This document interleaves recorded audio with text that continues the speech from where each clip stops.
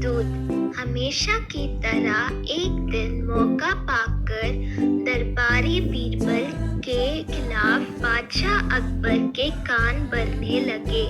वे कहने लगे, जहांपना, बीरबल स्वयं को कुछ ज्यादा ही अक्लमंद समझता है।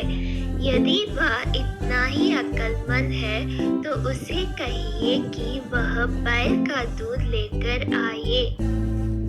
दरबारियों की बातों में आकर अकबर ने बीरबल की अक्लमंदी की परीक्षा लेने की सोची। बीरबल उस समय दरबार में उपस्थित नहीं था। जब वह दरबार पहुंचा तो अकबर बोले, बीरबल, क्या तुम मानते हो कि दुनिया में कोई कार्य असंभव नहीं? जी हुजूर, बीरबल ने उत्तर दिया। तो ठीक है, हम तुम्हें एक काम दे रहे हैं। तुम्हें उसे 2 दिवस में के भीतर करना होगा। फरमाइए हुजूर, आपके हर हुक्म की तामीली मेरी कर्तव्य है। बीरबल सिर झुकाकर अदब से बोला, जाकर बैल का दूध लेकर आओ। अकबर ने आदेश दिया। आदेश सुनकर बीरबल बौखला रह गया। इधर दरबारी मन ही मन बड़े प्रसन्न हुए। वे जानते थे कि यह कार्य असंभव है, क्योंकि दूध गाय देती है, बैल नहीं। क्यों बीरबल, तुमने कोई जवाब नहीं दिया? अकबर बोले। बीरबल क्या कहता, वह बहस करने का समय नहीं था। हामी भरकर वह घर लौट आया। घर आकर उसने गहन सोच विचार किया। अपनी पत्नी और पुत्री से भी चर्चा की। आखिरकार सबने मिलकर एक उपाय निकाल ही लिया। उस रात बीरबल की पुत्री अकबर के महल के पीछे स्थित कुएं पर गई और पीट कर कपड़े धोने लगी। अकबर के महल की खिड़की उस कुएं की ओर खुलती थी। जोर जोर से कपड़े पीटने की आवाज सुनकर उनकी नींद खुल गई।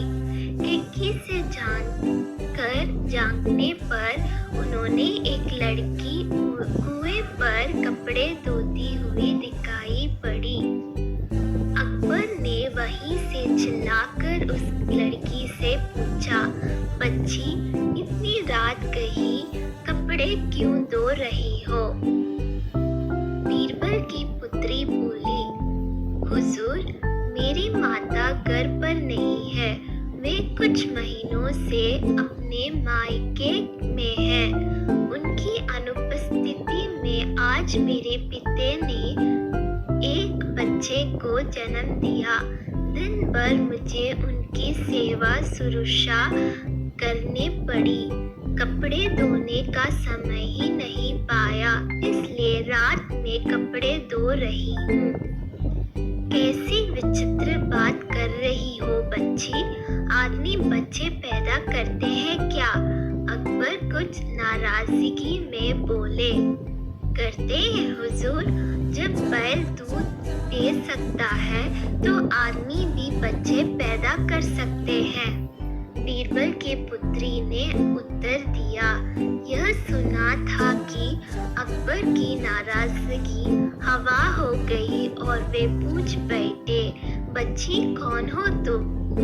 हुजूर, ये मेरी पुत्री है।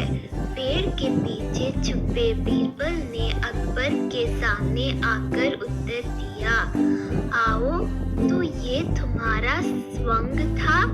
अकबर मुस्कुराते हुए बोले, गुस्ताखी माफ हुजूर, और कोई रास्ता भी नहीं था अपनी बात समझाने का।